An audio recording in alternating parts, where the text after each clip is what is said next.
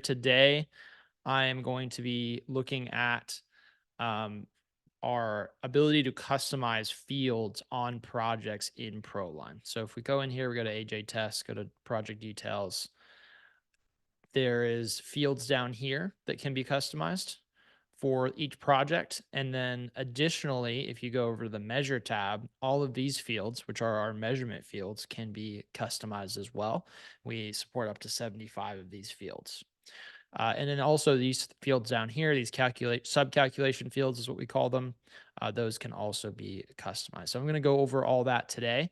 And this is valuable, obviously if you're using ProLine, but especially when you're getting your ProLine account initially set up, making sure that you've built out those custom fields for your business the way you need them is definitely quite valuable. So the way we're going to customize these is by going into the company settings, then heading over to projects, and then these underneath this project custom fields area, this is where we are going to customize all of this. Another area that I'd forgotten about that you can customize is the labels for the other contact one and other contact two. That's these associated contacts right here. And so if we do this and save it, we'll see that that contact will now appear here in the projects area for quick access. And then also activity from that contact will get synced back into the activity for the project. But we can customize what this field is labeled. So we usually default to spouse and adjuster, but you can absolutely customize that to whatever you want it to be for your account. So you can go in here, change this. If you just remove the labels, in this case, we will still show them these fields. They'll just show as other contact. And so let me go back there here and add that back. And so that's how to customize the labels on your other contact fields. Then we have the custom text. So we have already carrier policy number and claim number. We support up to 7 custom text fields.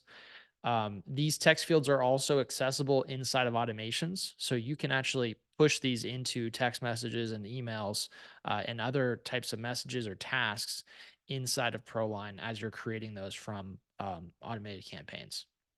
And so you can add whatever else you want here. You could put in, kind of blank it out in some data here. You could do, it's probably not necessarily something you'd want as a project field, but roof color, for example, we go in, we'll now see that here as a field on the project. Now, next we have project costs. So another area that I'd kind of forgotten about. So project costs is over here on the budget tab. So it will show both in your planning budget and your final budget. That controls this list of cost items that we show here. We currently support up to, I believe it's 7 different costs. We have the default materials, labor, and commission, but any other costs that you'd like listed in that budgets area and taken into account, you can add those or add the labels for them, which will show them in your project or in your budget area. So with the exception of the other contacts, which is a little bit different, all of these fields get hidden if you don't put in a label for them. So they only are shown if a label is present. So that's how you control whether or not you're going to use those fields. Then, of course, the measurements. So we have 75 measurement fields in ProLine. So you can add up to 75. Our default is the first 11 here. Waste factor, ridges, hips, valleys, rakes, eaves, drip edge, parapet walls, flashing, step flashing, and total area. But you can add anything else in here. Another, or something that's pretty common is maybe you do siding work in addition to roofing. And so we don't have this built out by default, but you can add in related measurement fields for siding or for siding, for measurement of the walls or for windows or anything else you need. You can build out all of those different measurement values that you need. And then those will then appear on the project under that measures tab. So that'll appear down here at the bottom of this list if you add labels to those fields. And so you have up to 75 that you can use to store measurement values. And then all of these can be referenced inside of the quote templates, or specifically in the calculations. So you can do that at the price list level, predominantly, or also inside the quote templates. But if we go to aluminum drip edge here, we can reference those measurement fields, and they're all listed here. We can reference those measurement fields using these M8 variables and add them into the formulas for calculating quantities automatically when you create a quote with a template. And so coming back in here, that's measurements. And then we have the measurement subcalculations. So the measurement subcalculations are down here at the bottom of the measurement area. So this is where we're basically just taking your raw numbers and we're just calculating out some useful additional information. And these get shown here. So if we do 2000 for total area, we can see, so that's 20 right now. We'll add a 15% waste factor. So that's 23 square for this roof. So just a quick way to see that. And then same thing for hip and ridge square and starter square.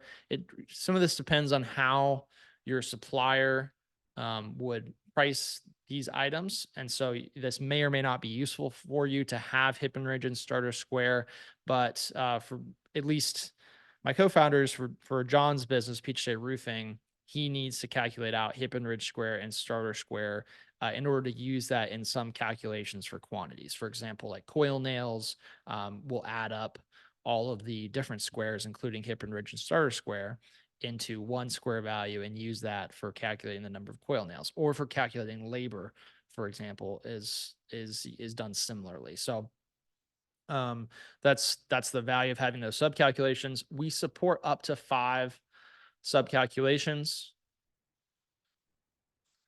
So 3, we have these 3 in ProLine accounts by default, but then you can add 2 additional ones if you need them. And then this works very similarly to the line items. You can come in here and customize that formula that's being used for the subcalculation. This is the formula that gets used inside of this project area. So it's what's calculating out that real-time number here. We're using that formula to calculate that. But then when you run a quote from a quote template that has calculations in it that reference those subcalculations, that was quite the mouthful, then what ProLine does is it actually inserts that formula into the other formula that's being used. So there's no double rounding going on or anything like that. And that is kind of a important distinction. We're not calculating these and then putting those numbers into other formulas. We're actually inserting the original formula here into any other formulas in which it's being used. So if we go over to the quote, the price list, we'll go to aluminum drip edge. And then we can come down here. We see the total square subcalculation. We can copy that, paste that into our calculation here, and we'll make this aluminum drip edge different. And so now we're using that subcalculation inside of this formula, and the way that's going to be handled by ProLine, so it's going to insert that full C1 total square calculation formula into this overall formula for the line item. And so again, that is to prevent any sort of errors due to rounding multiple times. And so that's the reason we handle it that way. All right, so heading back to projects, that is everything we are covering today, which is all of these project custom fields and customizing these to customize how you want these fields to be labeled and how you want to store data inside of ProLine for information that we don't have default fields for.